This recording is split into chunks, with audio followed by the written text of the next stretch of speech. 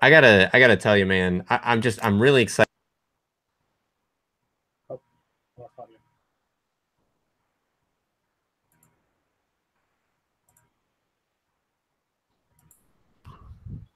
Oh, him, dude. Uh-oh. Nah, he froze up.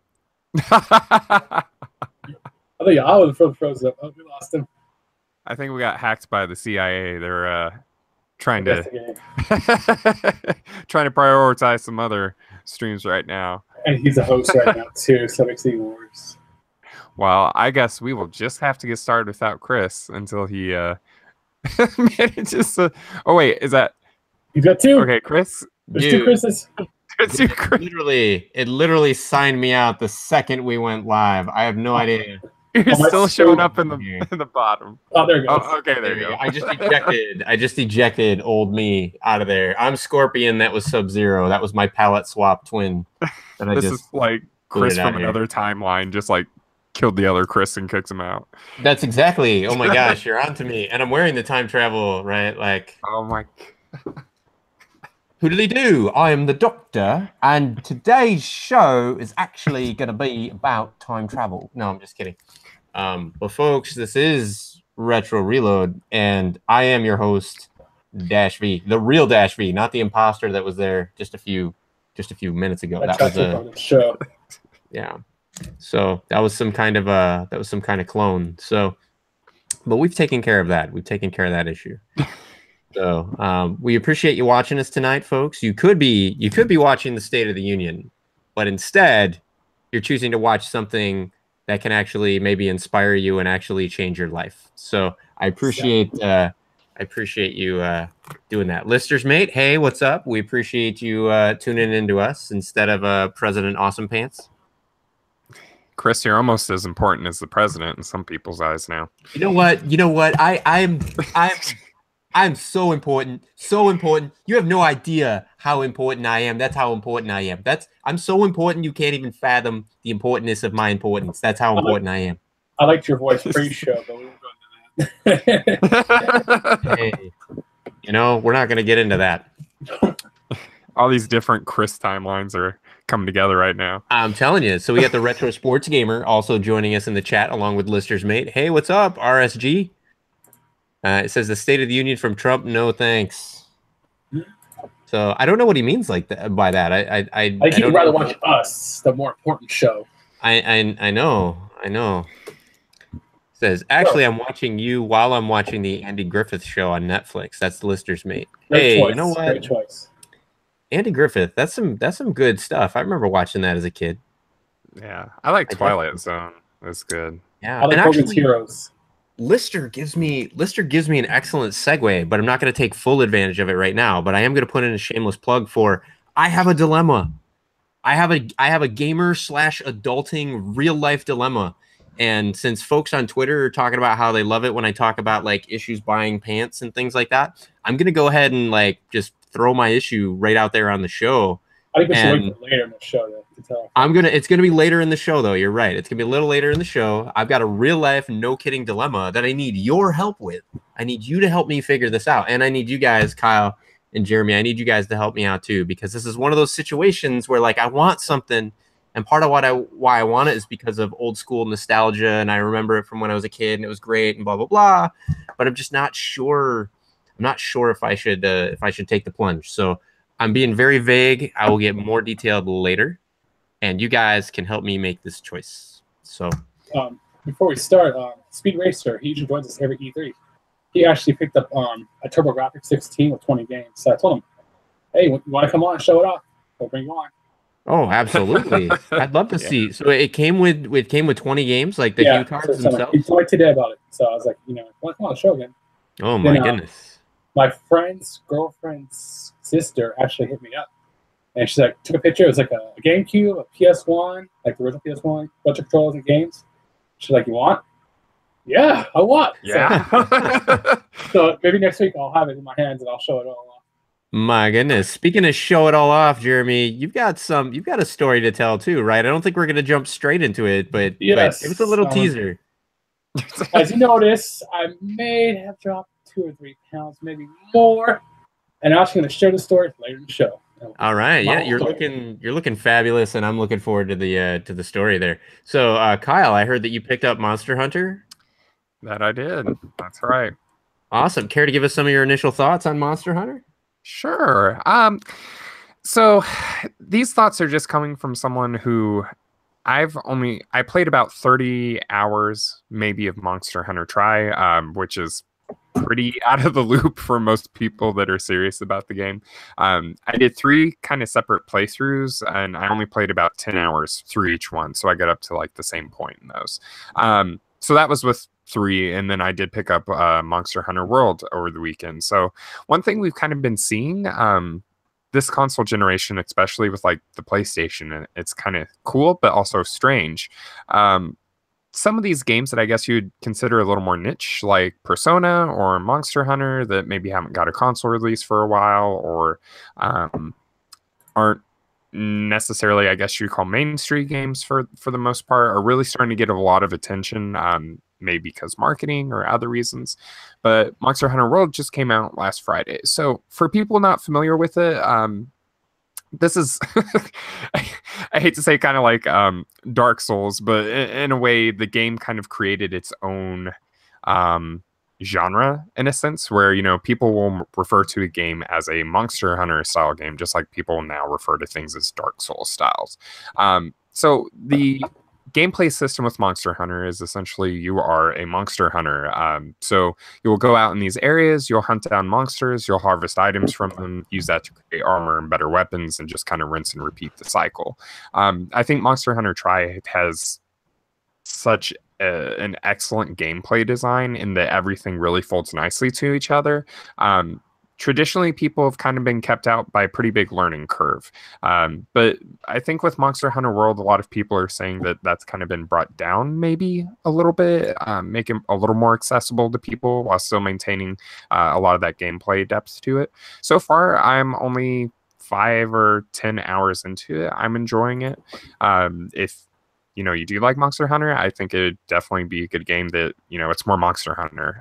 If you've never tried it and it sounds like it might be something that's interesting for you, I still kind of suggest 3 on the Wii, actually. If you don't mind the old graphics, I think that's just got a real charm to it.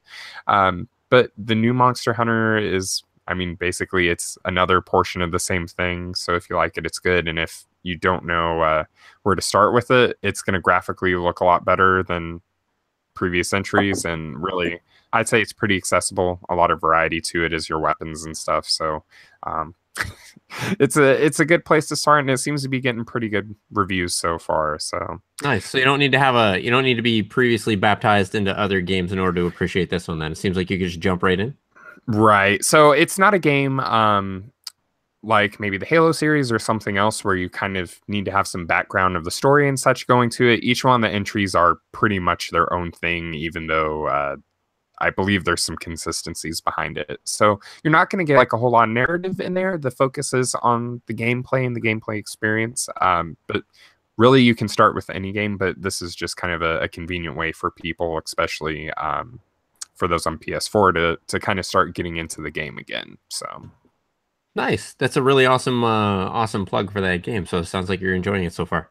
Just single player or multiplayer? It is both. So this online is or couch co-op? So I believe it's just online co-op. I don't think it has local. Let me check. Yeah, so there isn't any local multiplayer, but there is over the internet multiplayer. This is one of those games like Borderlands where I actually prefer to play it single player. I found that it's one of those games too where you may pick it up today, try it, not really like it, and come back to it 6 months later and finally get into it. That's what I found happened with Try a lot with me. I picked it up, tried it, had a really hard time getting into it, didn't like it. And then I kind of got into it for more of a RPG mindset with like character creation and all those things. And so from that perspective, it's kind of been nice for that to grow in a way. So it does have online multiplayer, or you can play it single player. I think really either way is really good. Single player, it's a good way to experience it anyway. So you do have both of those options in case you're looking for those. Yeah. That's pretty awesome. I do want to throw out there, speaking of, kind of things that we've seen before, but kind of brought up in better graphics and, new kind of gameplay and all that kind of stuff. Retro Sports Gamer brought up that Mutant Football League, which is a kind of a spiritual successor to Mutant League Football. So it's by the same folks. It's not published by EA, but this is it's in the same spirit as that Mutant League Football. So hopefully this game does well and we see like a mutant hockey league. That'd be pretty cool because that was also another pretty popular game. So unlike Mutant League Football was basically Madden 95, but with all kinds of additional modes added. It was complete mayhem. They had like all these different parody takes on the different teams. Like instead of the 69ers, you had the 60 whiners and things like that. 69ers? Yeah. What Niners, you mean? Well, you know what I mean. So yeah. But so they had all these different like mock teams and stuff like that. And so and you could bribe the ref, you could kill the ref, you could bomb people. Well, Mutant Football League takes it to a whole nother level. There's plays where you can basically like charge the line with a friggin' chainsaw. You can blow people away with shotguns and stuff like that. It's arcade football with tons of gore, tons of mayhem, and lots of really blind refs. So, so now I haven't played it myself. I am looking forward to picking it up. It's got some mixed reviews. Like I said, it's being developed by the original developer, Michael Mendheim, also developed this version as well. Retro Sports Gamers being good and helped me out with the info here, so I'm not claiming credit.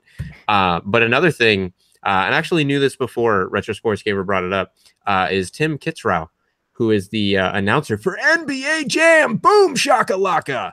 He actually came back and he does all the announcing for Mutant Football League. He doesn't do it in that voice. He puts on there's a couple different characters that kind of do the announcing. And he does each one of those characters. So what's really pretty awesome, Retro Sports Gamer says it's no mighty number 9 situation, which I take to mean that he really enjoys the game, which is good. So if Retro Sports Gamer says that it's legit, for right now, I haven't played it myself, but RSG, I'm gonna give your seal of approval on this one. So folks, check it out. Retro Sports Gamer says it's worth a pickup. He says that it's definitely worth checking out. So, and I think I definitely expect it to be very entertaining where Tim is involved, because NBA Jam was a fun game, but then with his announcing, it just took it a whole nother level. So even if Mutant Football League is only half as fun as NBA Jam, from a gameplay perspective, but has all the humor and all the style, right, and kind of personality of NBA Jam, I think that would still be a hell of an entertaining time. And spoiler alert, this is the 25th anniversary year, I think, of NBA Jam. And Tim and folks are actually they're hitting the streets. They're trying to get a NBA Jam put together to celebrate the 25th anniversary. So maybe by the end of this year, we'll see something awesome come out of that. Hopefully. Yeah. So could be a good year for arcade style sports. Yeah, it sounds. Oh, go ahead, Jeremy. That's fine. I was gonna say, it kind of reminds me of Blood Bowl a little bit, but I'll have to check that out because it sounds like maybe it's a lot more arcadey than kind of like strategy based, and that sounds pretty fun. So yeah. So Jeremy, my friend. Well, pickups first. You guys getting pickups? Oh, you want to do pickup? My pickup has to do with my dilemma, so I'm gonna wait. I'm gonna wait a bit. Oh, you got any? My only one for this week was Monster Hunter World. So I've been off the show for a couple of weeks. I'm busy with work, but I have a thing for controllers. I have to have pretty much 4 controllers for every system. So let's go. Yeah. He showed a picture for so y'all can check it out. They see my pictures, so I picked up 2 Xbox One controllers, not cheap. Nice. You got the different colored ones too. Are they both? Yeah, blue? I have a black one. I got one that's original. I had a white one years ago. And also now I have a red and blue one. I'd switch it up, make different colors. Then I had to buy 3 new PS3 controllers because all mine were ghosting. Oh, gosh. Yes, PS3 controllers. Those aren't cheap, especially the Sony ones. And, of course, there's only black Wii U Pro controllers. So I had to figure something out to make them different colors. Nice, nice. So I also picked up Mario number 9, Sonic Lost World, Yoshi's Woolly World. You see the theme here. Snoopy's Grand Adventure. My nephew loves this game. Oh, I've heard that's good. Yeah. Donkey Kong Country, Tropic. Nice. Dead Rising, first one. Gears of War. Yeah. Call of Duty Infinite Warfare, because I was missing it. And Homefront Revolution. That was a mistake. But but it was $5, so I'm going to say no. Yeah. Well, you know, $5 can be the difference between all right and a mistake, right? Like, I mean, if it was like, hey, $40, then I'd be rethinking that. But for $5, I've impulse bought games that you know, are known terrible. I just bought it. Like, the first one wasn't that bad. This can't, you know, just people bitching. No, they're right.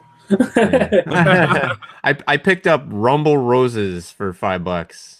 Oh, yeah. I remember know what that is, right? Anybody in the chat know what Rumble Roses is? Do tell, because I never heard of that. So Rumble Roses is oh man, what platform is it for? I think it's for the 360. Yeah. Yeah. So well, there's a couple of them. There was Rumble Roses XXX, and then there was another Rumble Roses before that. And Rumble Roses is basically it's an all-female wrestling game. Oh, okay. Now I'm talking. And there's animated sequences in between the wrestling matches that all play out like a bad porno. Like I mean, the acting is terrible. The scenes are horrible. To be clear, there's no nudity or anything in the game, but just about every wrestling move, just about every wrestling combo, like puts the wrestlers in extremely compromising positions. Like you wouldn't see dudes wrestling like that in a video game, right? And not because men wouldn't wrestle like that, but because male programmers and male animators would not animate men in the same way in these situations as they wouldn't animate all those physics, right? Now, for those who are curious, it's $3 used on Amazon. If you're curious. Yeah, so and hey, you know, maybe keep on voting, and maybe Rumble Roses for the 360 will be inducted into the, you know, backward compatibility Hall of Fame for the Xbox, right? Maybe you can play it in up-resed 4K glory, 60 frames per second. Won't be the only thing up front. You gotta get 4chan to get that going. They'll do it. Oh, goodness. Is it like Glow? I don't know, Lister. I haven't. I'll have to look up Glow. I haven't played that one. Sports gamer's wife is home. What's more important, the one you love or us? Well, what I don't know is I don't know, like, so he's leaving because he wants to spend time with her. He's leaving because he's ashamed to tell her that he's a grown man that likes video games. He's leaving because they both want to watch the State of the Union together. I don't know. Women are icky. Come on, bro. I think he has to maintain his cover. I'm guessing that he's like some tough guy, no nonsense, doesn't have time for games, so he can't. Don't worry, Retro Sports Gamer. Your secret is safe with us and the rest of the internet. Exactly. Yeah, it doesn't tell anybody anything. We keep secrets. Exactly. All right, so segue to the next part. Oh my goodness, Jeremy, I'm gonna give you the floor, my friend. Oh, thank you. So if you remember, about a year ago, I was kind of big, and in April of last year, about April 1st, I was like, you know what? I'm tired of being fat. So I bought a large purchase scale, and I weighed 450 pounds. Think about that. 450. I didn't have a job. You know, it's hard to walk around at that size. So April 3rd, I started my diet and exercise. Today is January 30th, and I weigh 205 pounds. That is amazing. That is insane. And there was an incentive, too, for this. There's a couple of incentives. I made a deal with my parents. If I get down to 200 pounds, would you buy me a Nintendo Switch? They're like, yeah, we'll buy a Nintendo Switch. So I'm 5 pounds away from the Switch. So then someone else said, because I like super hot peppers, so I said, I'll make you Carolina Reaper beef jerky if you get down to $189. So they're gonna pay up soon. Then I'm jealous of that. You're gonna get Carolina Reaper beef jerky. That's amazing. I'll send you some. If you give me enough, I'll send you some up. Oh, we'll have to try it both together on the show. I'm down. Oh my gosh. Jeremy will be out half the show again. This time I'm drinking milk. I'm drinking milk because I just wanted. Then my brother, he's gonna give me a tour of his work now because I can't go into detail about his job, but I want to take a tour of his work. There's one other one I can't remember right now, though, but yeah. So yeah, hopefully soon I have a Nintendo Switch. Can't wait. And my friend said he'll buy me a Mario Odyssey. We're getting 200 pounds. Oh, wow. Dang. So yeah. So good much, for you, Jeremy. April 3rd. It's in a couple months, so hopefully I'm at 190 by then. That's my goal right now. 190. So tell me a bit about. I mean, this is kind of like a transformation, right? Like, I mean, when you get up in the day, and I mean, it has to feel like almost somebody else's life sometimes, doesn't it? Yeah, because like you're at 450, you know, I walk 5 minutes in a Home Depot and I'm exhausted, but now it's like I have a Fitbit now for my work, and I walk 8-9 miles a day at work, and it's like, okay, that's cool, it's fine. So now tell me a bit about changing your appetite, right? I mean, it's not just as simple as like, oh, I have a diet, right? I mean, at times it's had to be like very, very like difficult. Yeah, because it's like it's really all about mindset. It's like, you know, your friends want to go out and eat. It's like, you know, do I cheat and set myself back 5 days, or do I stick to the diet and keep losing weight?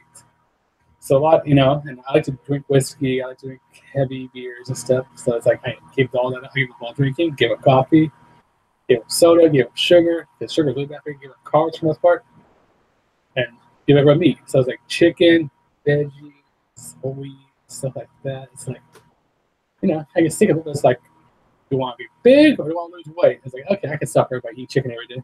Now it's interesting too, because I follow you on Facebook and stuff. So I've seen that, and we've talked offline and everything. So I've kind of seen the whole journey all along, and I've been a huge fan, a huge proponent. But how difficult has it been? Like I understand not everyone, and I don't think that these people are like ill-intentioned, but you know, I'll see a post every now and then where people are like trying to tempt you, like, no, have this, have that, like. Yeah, I've noticed that. They're like, you know, telling a guy who's lost 200, almost 50 pounds less than me how to lose weight. It's like, I don't know, my shit's working, you know. Right. And in some cases, they're not trying to tell you like how to lose weight, but they're like the exact opposite, right? They're saying like, oh, dude, go ahead and like eat a hamburger with us. Go ahead, or hey, finish off that last slice of pie or something, right? Yeah. So it's like I always said, like, you know, I got my original goal, which is 200 pounds. It's like, okay, by my nephew's birthday, I want to lose this much weight, and I'll reward myself a slice of pizza. And, you know, most people have cheat days, but every other week I had a cheat meal. So it's like one meal. So I'll be like, I'll have a steak instead of chicken that night. But for 2 weeks, I wouldn't cheat again. Oh, so every 2 weeks you gave yourself a cheat. Yeah, a cheat meal. Nowadays it's like once a week a cheat day, just because, you know, I've lost all the weight pretty much. Right. Which so, now I'm gonna go back to strict dieting for a month to get the last weight off to get my reward. Wow. Well, you definitely look amazing. I've seen the before and the after pictures. Yeah. I've known you before and after. Folks, he's not photoshopped, right? It's not a scam. He's not trying to sell you any shakes or anything. You know, actually, I've had people hit me up with various things like, oh, diet drinks. I'm like, I don't need that. Like, no, what I'm doing is working apparently. Right. Yeah. Like, hey, don't give me some drink and then claim all the credit, right? Like, actually, blood the other day. Every time I donate blood, my blood pressure's gone down, my heart rate's dropped. Yeah. Hemoglobins have dropped to like normal range. It's like, it's actually nice. So do you have a message for anybody who may be watching that's kind of like thinking like, can I do it? Can I make it? Can this be me? Like, do you have any advice or anything that you'd want to say to those kind of folks? Yeah, it's like, if I can do it, I never had surgery. And you can confirm, I've never had surgery, you know. This is strictly diet and exercise. Like, it's all about mindset. Honestly, it's like, don't say I want to lose weight, because most people, you know, people approach me and they're like, I want to lose weight. And most of the time I ask them, like, have you lost weight? Oh, I give up on a diet. So honestly, it's like, just set yourself for 1 year. It's like, I'm not going to cheat. I'm going to be good. And I guarantee you lose weight. And it's going to be worth it. Then you're not going to want to gain the weight back. No. It's all about mindset. It's like, you got to be strong. You know, it's hard. So focus on it and work toward it. I want to go eat a burger or French fries, or, you know, have some whiskey or an IPA. Yeah. It's like, every time you cheat, you save yourself back 4 or 5 days. And is it worth it? Yeah. Or do you want to lose weight faster? I'm glad that you mentioned that. Is it worth it? Because we're gonna take a segue now into my current life situation. So before we go there, though, I just want to say, Jeremy, again, you're looking fantastic, amazing work. I know that it's been tough, and I know that there's a lifestyle that you're now moving toward to kind of keep and maintain.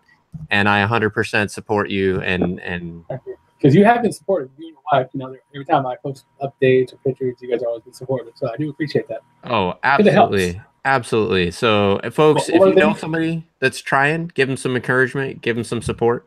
Contact the show. If you really have questions, contact the show, and I'll help you. I have no problem helping you. Yeah, drop some messages in the doodly-doo. I think we've already established, and it seems like it really resonates with people. We've already established that we can break that fourth wall, and we can kind of people aren't running away when we mention our personal lives and situations on the camera. So I think as long as we don't, we're still not going to tread seriously into things like politics and that kind of stuff. But for some of this other stuff, I think it's important sometimes for folks to know that these faces on the show, we're real people. We struggle with things. We have challenges.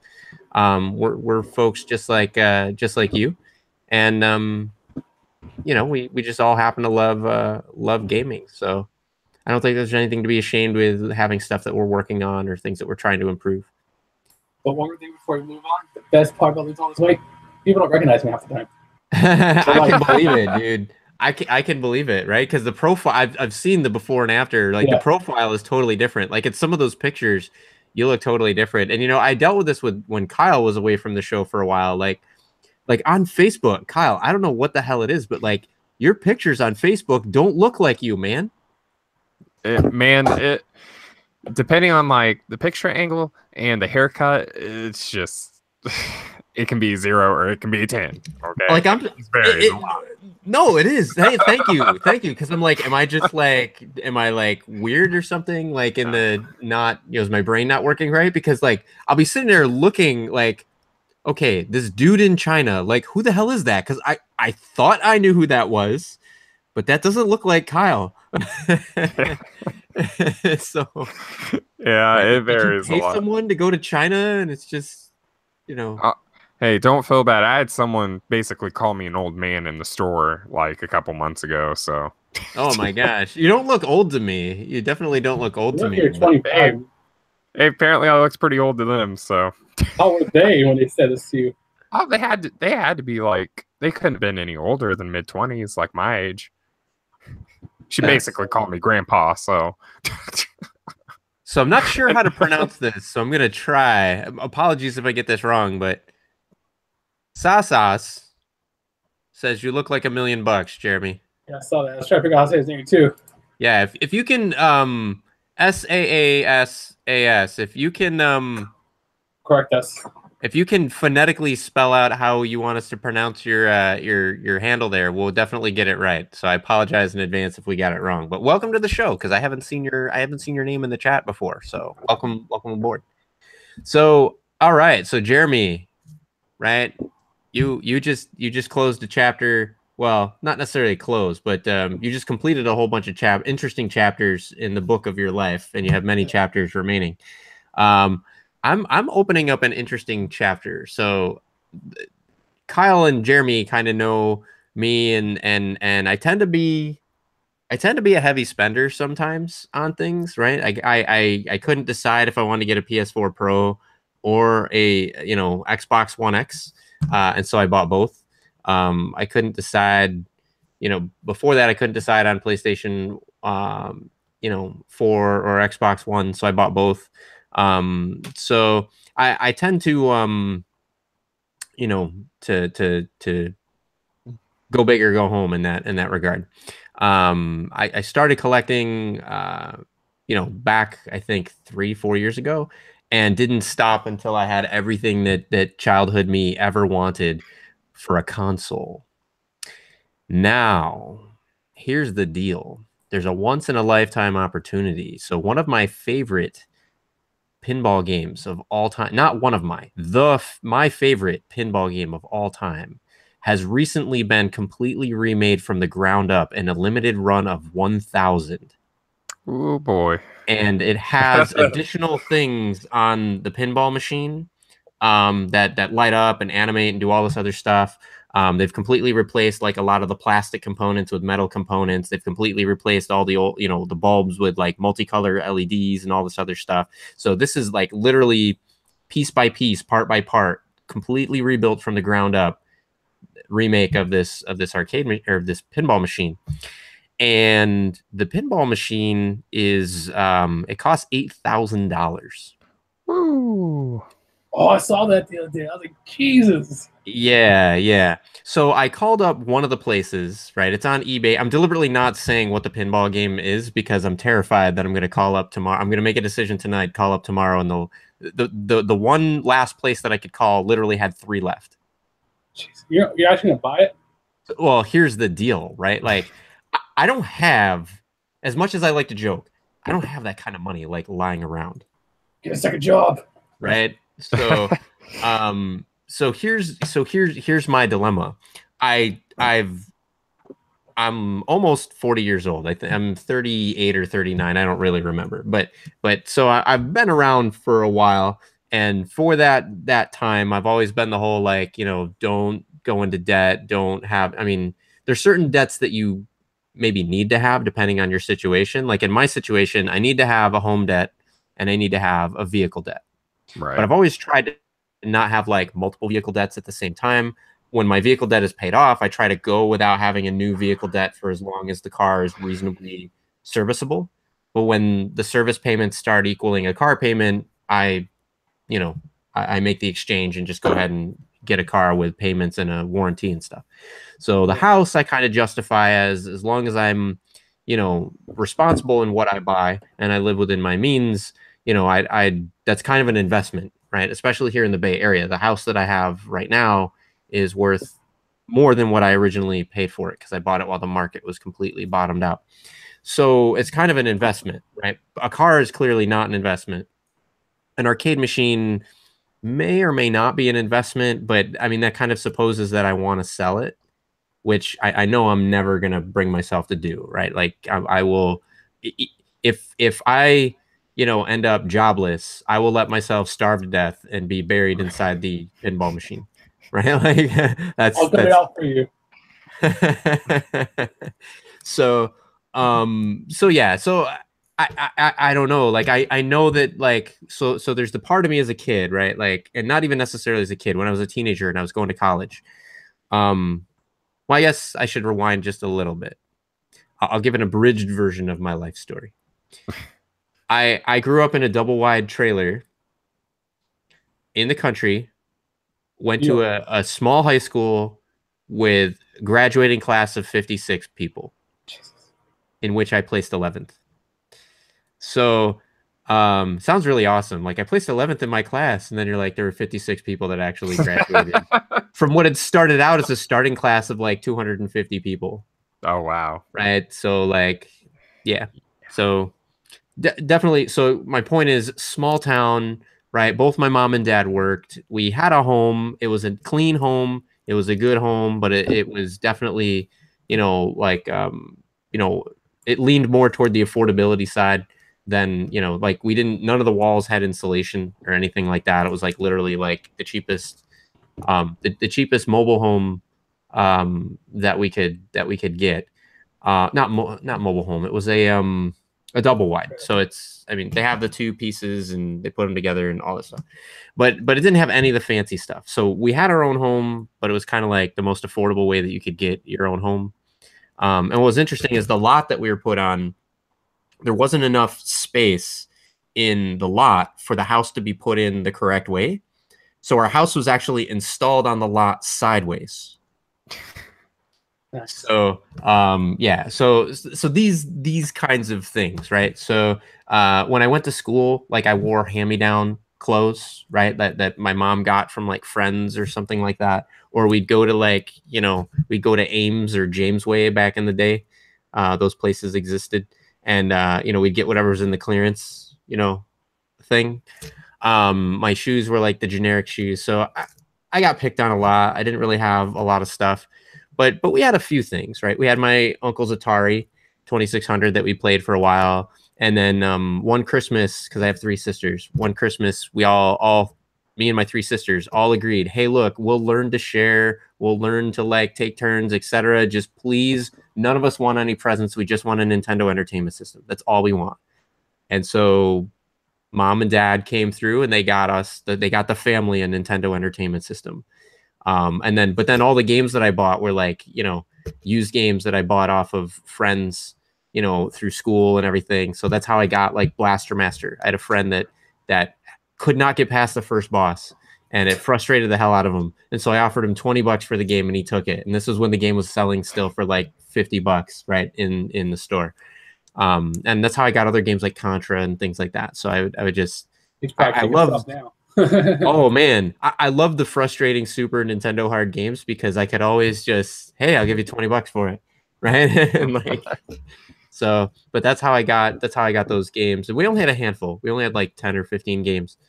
And then we never ended up getting a Super Nintendo or anything else. So my dad and my mom were always big sticklers for, son, you need to go to college. You need to get an education. You need to do this, this, and this, because since we didn't do that, we've kind of topped out. We've gotten as far as we can get. And this is the lifestyle that we can afford with all the kids. And if you want to have better and if you want to do better, you better go to school and learn. So I went to college, but again, my parents didn't have any money. So I had to go to college and also pay for it. Like I had to pay for my books. I had to file for loans, and whatever the loans didn't cover, my job had to be able to take care of. So I worked like 35 hours a week. At one point I worked 2 different jobs while I was going to school. And, I between classes, I had about a 45-minute break between some of my classes, and the campus from one end to the other, in the middle, there was a student union, and they had like this little area with like an arcade and a bar that no one ever went to, because they'd rather go to frat parties where they could drink underage. But so I'd go to this bar / arcade, and they had 2 machines there. One of them was Area 51, the light gun game, right? Oh. And the other was this pinball game, whose name I'm still not going to give yet. I'll give the name next show. once I've maybe gotten myself one of these. And so I would literally, the pinball game, you had to put in $1 to play it. Area 51 was only like 50 cents. And like literally, I was so strapped for cash in the college days that I would be like looking around like on campus, or I'd be looking around near the machines to see if like somebody had like dropped like quarters or something. And usually like about once a month or whatever, I could find a couple of quarters to be able to play a few games of Area 51, which I got really good at. But I always had to watch other people play this pinball game.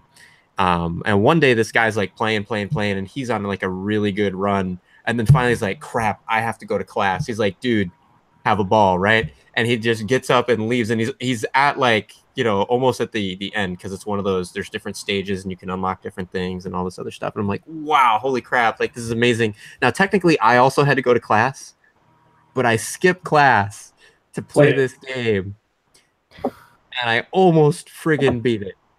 Like my first time like playing. Now by almost beat it, I meant I almost completed the run that he started. Yeah. I'm not good enough to where I can. But since then, I've only ever really played this game and seen this game at different shows that I've gone to. I've seen it at places like Rockage. I've seen it at other, arcades and stuff like that. And so I've had other opportunities to play it. I bought it as part of the Pinball Arcade. So they have the digital version of it on the Pinball Arcade for PlayStation and for Xbox. But for the longest time, like I when I was going to college, I was like, man, when I finish college and I get a job, I'm going to buy this pinball machine and I'm going to play it anytime I want, as much as I want. And then I completed college, and the first job I got, I didn't have enough money to do it. And then I was like, oh, okay. And then I got married, and then ended up getting a different job. And that job gave me the opportunity to start working on my master's degree. And I said, okay, here's the deal. When I finish my master's degree, work's going to give me a bonus. So I'm going to use that bonus, and I'm going to buy this pinball machine. That's finally going to happen, right? My son ends up gets a medical condition. I end up halfway through. I've got like a 3.8 GPA toward my master's, and I got to bail because I can't handle the master's degree program plus work plus handling the situation with my son. So that didn't happen. So then I come out, fast forward like years later, I'm out in the Bay Area, and I've gone from like job to job to job. And each time it's like, well, next job I get, I'm going to take some of the sign on and I'm going to get this machine. I'm going to get this machine. And then something happens, like the car finally breaks down and we need a new car. And the pinball machine is like the cost of a down payment on a car. So it's like, so I've perpetually been promising myself that I'm going to get this as my reward for like working hard and having a job and doing all this stuff and being responsible. But for some reason, like working hard and being responsible and doing the adulting thing is just perpetually denying me of this thing. And I'm really just making promises to myself that I've never really fulfilled. And so there's a war going on inside of me. There's part of me that says, damn it all, like, how long are you going to like deny yourself this thing when like I've done enough and made enough to where if I had made it a priority, I could have bought this pinball machine like multiple times over. There's been multiple opportunities where I could have, you know, if I didn't do the responsible adulting thing, I could have gotten this thing. But I've done the responsible adulting thing, which was the right move. But I'm kind of getting to that point where like, you know, teenage me is going like, what the hell, DashV? Like, you've been vamping me for like 20 friggin' years. Are you ever going to pull the trigger on this thing? Or what, right? And so there is a place that has 3 of these still in stock, right? Again, this is a limited edition remake, right? So here's what makes this super enticing. It's something I've always wanted. If I was to buy this pinball machine like original, not the remade version of it, it would cost me between $2,000 to $3,000 less than getting this brand spanking new one. But it'd need all kinds of service. It'd need bulbs replaced. It'd need wiring redone. It would need stuff. If I get the original one fully restored, it's like a $10,000, $15,000 thing. Yeah. So this is really like kind of like an ideal, like, oh my goodness, I can literally get this completely brand new, never played. In a lot of ways, they've done adjustments to how they made the machine so that the machine is supposedly twice as durable as the original one. Like the board is twice as thick in the finish and all this other stuff. And so if I'm going to be the only sole owner, this thing could literally last me my lifetime. The problem is I have to decide, am I willing to go into debt for it? Am I willing to actually open a line of credit and take out a loan effectively for 5 years, right, to pay this thing off? Now, to add some color, and I can't get into too much detail, the way things are working out for me, in another 6 months, I may actually be able to pay off whatever debt I have on it, like 100%. If I wait till I have that money, all of these are going to be gone. Yeah, and the only place I'm going to find these are resold on eBay for probably twice as much as what I could have picked it up for.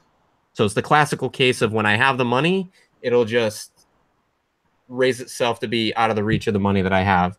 If I borrow the money now, I do run the risk of, you know, things could happen, situations could change, and I could end up continuing to have to make these payments, right, on a debt for 5 years until I clear it, which normally I would only do for a car, right, or a house or something like that. So what I'm struggling with is, should I break a principle that served me well to date, which is don't go into debt, etc. I can afford to make the payments, right? So it's not like I do this and my family can't eat, but it is like I do this and I better hope job situation doesn't change, right?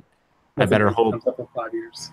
Yeah. I better hope that I really want this. I better hope that, you know, ideally, like in the next 6 months, 7 months, things pan out the way that I'm hoping, that I can just take care of the debt. Because the other thing too is, the credit line is going to be like a 9% interest credit line. Now, if I went to pay that for 4 months, 5 months, that's just really an extra couple $100, right?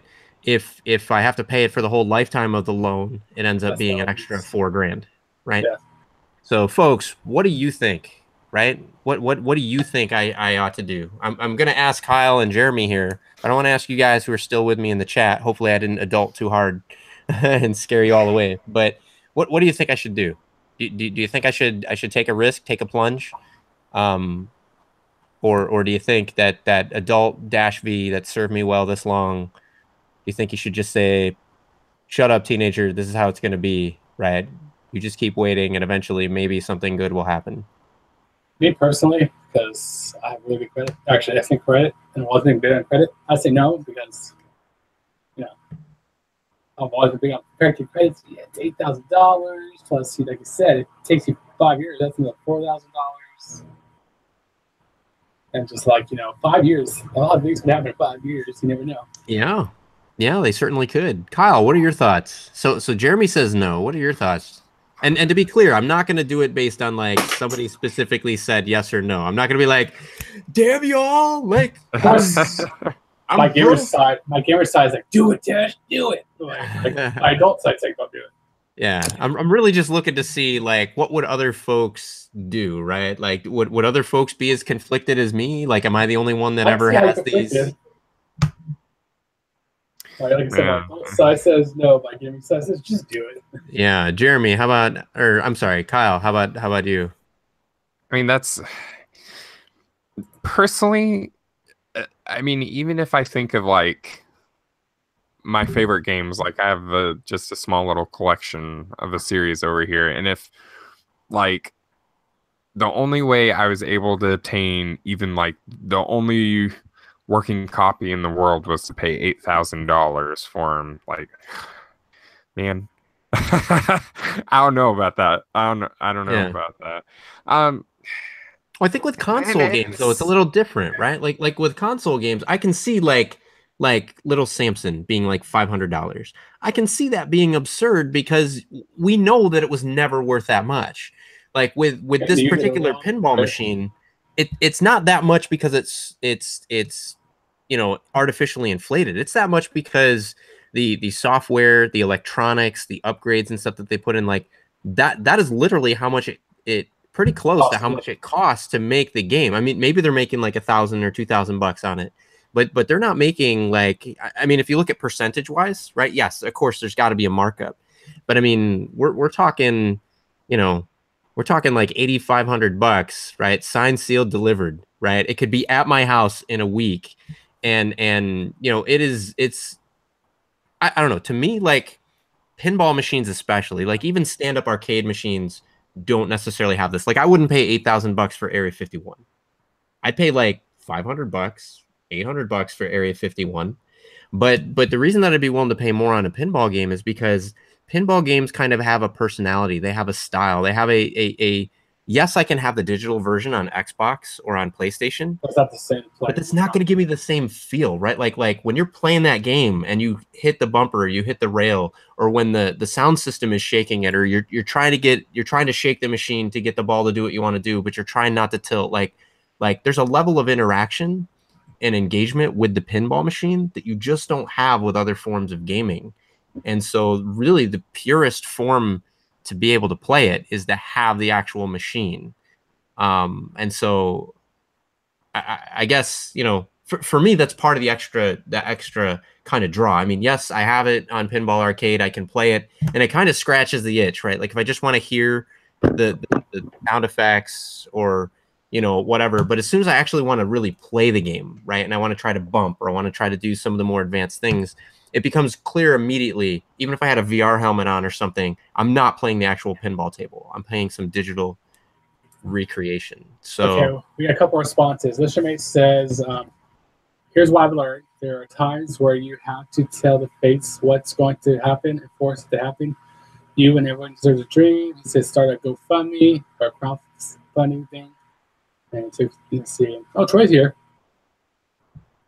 He says, sorry, he'll be on tonight. And Troy, that is okay. We understand what's going on. You have our love and support, my friend. Then my friend, she said she wouldn't do it.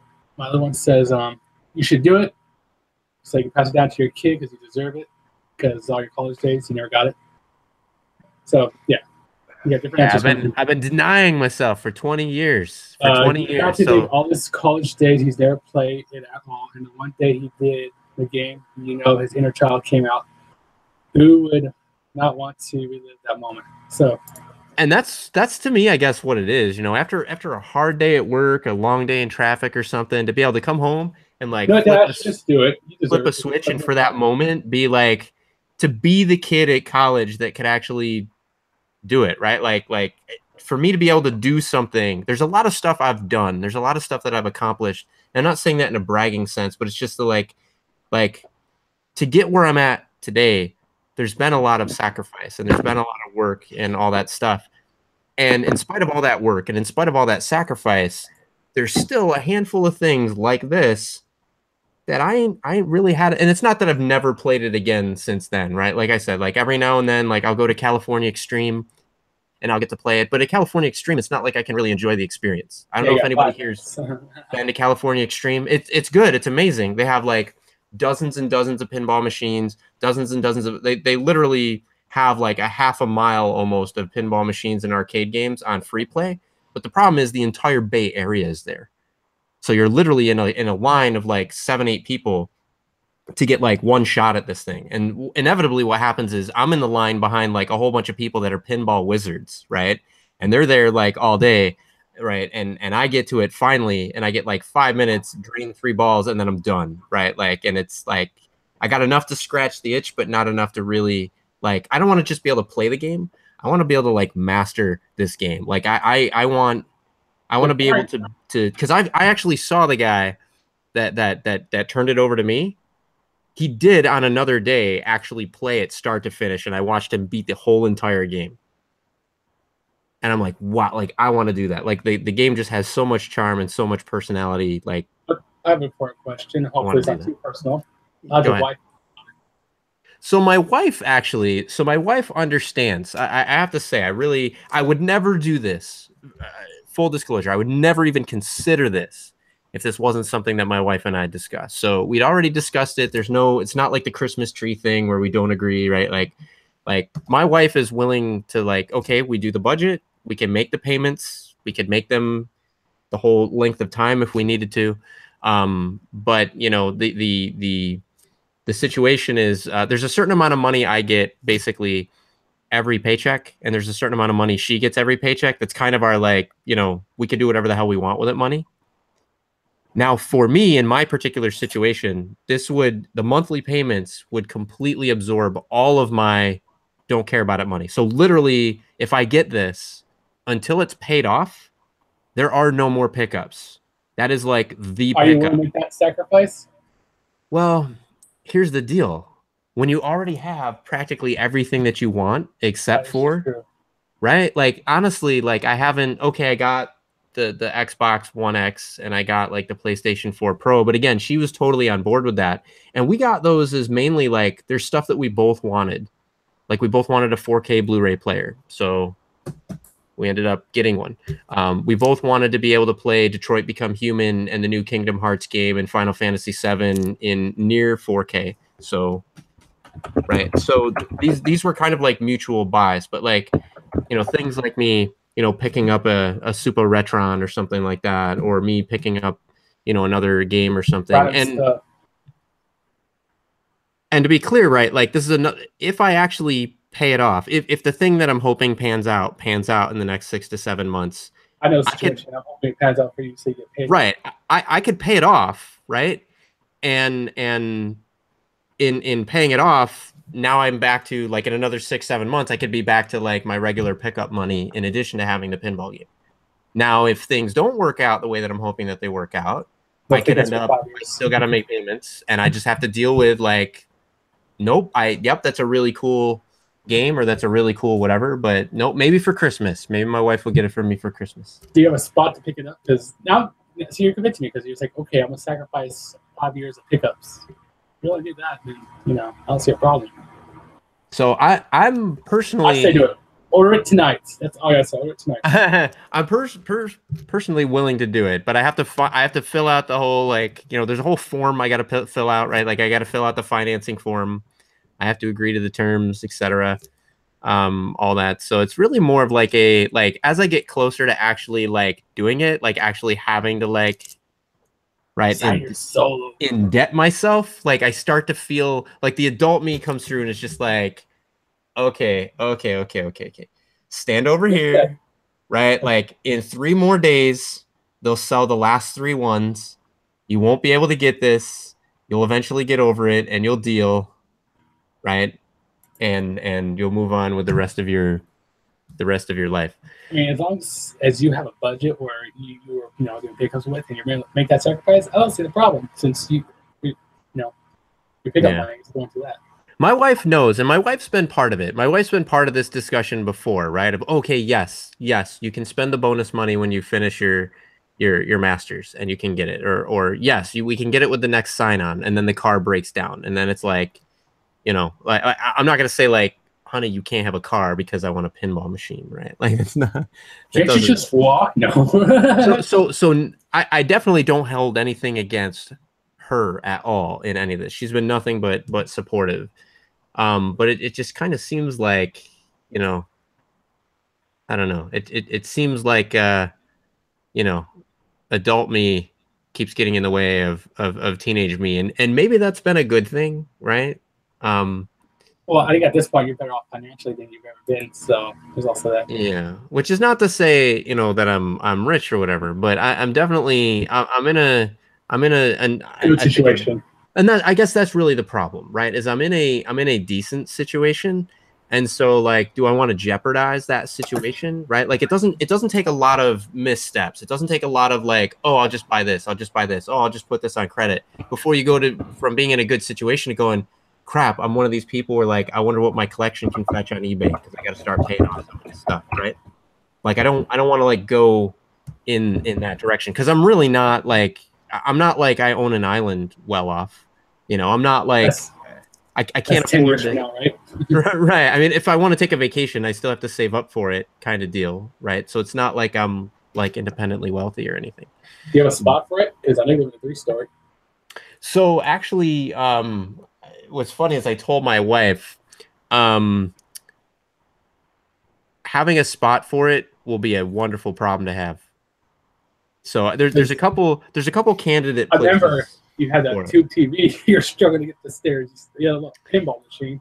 Yeah, that one will be interesting because it's probably actually going to be up here close to it's either going to be on the 3rd floor. Because what I was thinking was in the game room, the new studio that I'm building. I think you're going to drop that thing down the stairs. Oh, no. Well, it's in a box. It's totally in a box, completely packed and everything. And I will have to assemble it when it gets in. So it doesn't have the legs installed already or whatever. Like I have to actually like install all that stuff. Or somebody's going to hate you. But so here's what I'm thinking, right? So in the new studio that I'm building, right, I already have entertainment center with a TV, with the consoles and like this old entertainment center type thing. I'm thinking this pinball machine on the one side, Area 51 on the other. And then boom, that's it. Like in terms of what I want for arcade and pinball machines, I'll be literally done. I mean, about as done as a collector can be. It's not to say that later on, once I've paid off my, once I've trued up everything, it doesn't mean that I won't see new stuff that I like. I mean, gaming is still coming out with great and amazing things. But in terms of like major purchases, I don't really have any. But before this, my major purchases were things like a 3DO, a CDI, a TurboGrafx 16. Watch after you buy it. Blaster Master Supreme Edition, $1,000.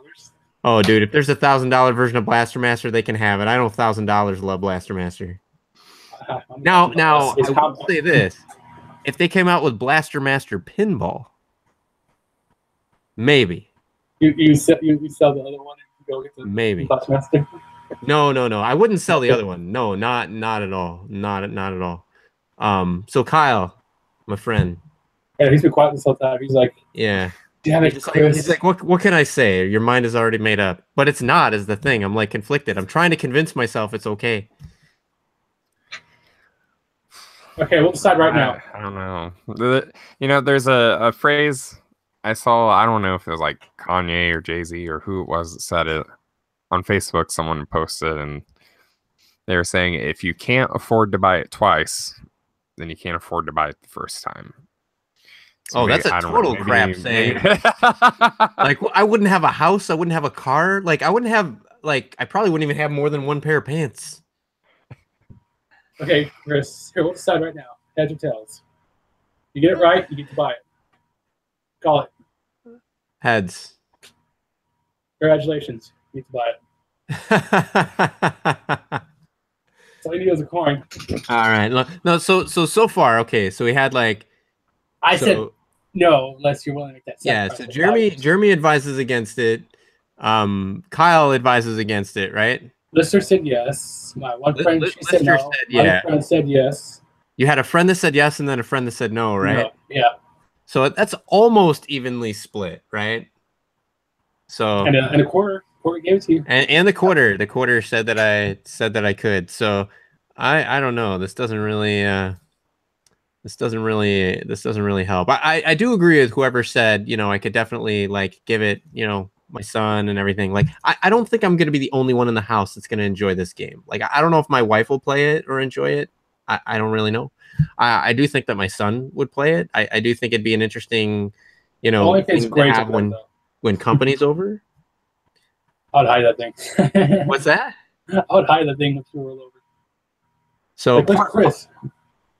Part of me wonders if I'm allowed to have such a piece of history, because the other thing too is in the room that I put it in, I mean, some people, they have like, you know, in their, you know, they have like rooms where they blocked out all the windows and everything and no light enters in, and they're very, very careful. Like the room that I put it in, there's going to be sunlight, and I'm not going to put like garbage bags over the windows or anything like that. So it's going to be in a real room somewhere, and I'm not always going to like keep it covered with a blanket or whatever. So, you know, it's like, you have to protect it though. Am I allowed to buy this thing and have it someplace where like 20 years from now it might be kind of sun faded? Like it shouldn't be beat up like it was in a bar, but like the colors may not be as vibrant and all that other stuff. And I think, you know, I'll get blackout window sheet, or I'll cover with a blanket. Yeah. Well, part of it's going to be easy to cover without really giving away what it is. Part of it will be easy to cover. Another part of it will be not so easy to cover. So yeah, without damaging it. So it's, I don't know. It's kind of one of those. So I won't say who, but they said, "Oh my God, he's like a girl. Just get it." Who? What? I won't say who said that, but they said, "Oh my God, he's like a girl. Just get it." So is it Turf? No. Well, no, I can see Turf saying that though. I could totally see Turf saying it. So, all right, folks, I appreciate your stuff there. So, what I want to ask the folks, right, and they can answer. You can answer this post show. You can answer us down in the doodly doo or on our Twitter or on our Facebook.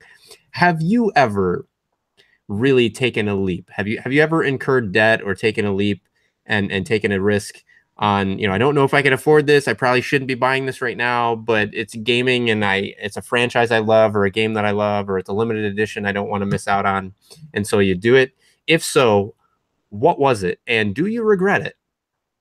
So I think before we exit out the show, I'll let you and Jeremy answer that question. Have you ever gone out on a limb for something, and did you regret it? Something specifically gaming related. Oh, gaming related? So personally, I think the most expensive thing besides like a console that I'd ever really bought that I kind of wanted, I bought like the Overwatch Special Edition for like $100. There was a Persona game I got for like 80, brand new, just a special edition. Like I don't necessarily regret it, but I'm not. Gosh, it's hard to put in words. I'm just not all that into it, I guess. So it's a small enough purchase where I'm like, okay, I bought it, you know, it's fine. I really like the series, not Overwatch necessarily, but Persona. So for me, it's not a big deal. I get some value out of the enjoyment of it and everything. But I've never really made a real big purchase or anything. So honestly, I've never invested enough money in something. I feel like that I think I could regret it. I mean, the biggest thing might be the Wii U. That was kind of pricey for that, and it's got some good games and stuff. I just don't really feel like I got my money's worth out of it yet. But you and everyone else that purchased it. Actually, I don't purchase. Well, I mean, I don't necessarily regret, because I really like Hyrule Warriors, and you know, I use it to play the Wii games too, which for me, being able to have that HDMI input is worth that extra money. You know, you would have just spent that on a Wii anyway. So, yeah. Not necessarily. You know, probably, I guess the Wii U would have been my biggest thing, but I also got like the Zelda edition, which would probably retain some of its value, I guess. So Yeah. All right. So Jeremy, what about you? And then we'll close out the show. Besides COD, it's like, outside console, I never had a big purchase. Like, the only thing I did was maybe is the Pit Boy for Fallout 4, the special edition one that sold out within like 12 hours. Yeah. Do you regret getting the Pit Boy? Oh no, another thing. I mean, I never wear it, but it's like, it's all nice. I display it. Yeah. Yeah. So no regrets. You got it. You love it. Yeah. No regrets. People want to buy it. I'm like, no, I'm keeping it. Yeah, I have a feeling that this pinball machine would be the same deal. I did see what Lister mentioned about crowdfunding and stuff like that, but here's the deal, right? Like this is definitely one, like, if folks are going to spend, this is just me personally, if folks are going to spend money on crowdfunding, I want you spending it on that little girl that needs money for her surgery. I want you spending it on that family that got burned out of their house, right? Like I want you helping that person that got laid off and is between jobs. Like I don't need, right? Personally, I don't need people to GoFundMe or crowdfund for a, I want to play a pinball game. So and I know some people do that, and depending on the communities that they're in and all that other stuff and how they go about it, I'm not saying that there's anything wrong with that, because not everybody is in the, for some people that may be the only way that they could get it. Me, like I have a way to get it, but like with anything else, right? What am I willing to sacrifice? What am I willing to trade off? And for how long am I willing to do that is really what it comes down to. So, I think that I could swing it. I just need to figure out which one wins. So, folks, when will we find out next week? We'll find out next week. Yeah, you'll find out next week. And you text me right away what your answer is too when you do it. Oh man, I will be texting. There will be pictures, right? Like you folks will know potentially if I do get it. You'll know in advance of next week. So as we get closer to next week, without me saying like, "Hey, I got it," you'll know that it's trending toward no. But yeah. So either way, you're gonna be crying. Either you're crying because you didn't get it, or you're crying because you're in debt for 5 years. Right. Either way. So folks, I really appreciate you kind of going through this wrestle with me. Again, if you've had any situations where you've kind of done it, maybe it was a copy, maybe it was a Pit Boy edition of Fallout 4, maybe it was a Little Samson cartridge, right? Maybe it was the Mega Man collection. Let us know in the doodly doo. What was your things that you sacrificed or that you kind of went out on a limb for, and spent more than what you normally would do with your good sense and good reasoning, and how did it work out? Did you regret it? Do you enjoy it to this day? I'll leave you with that thought. That's been today's show, folks. See you next week.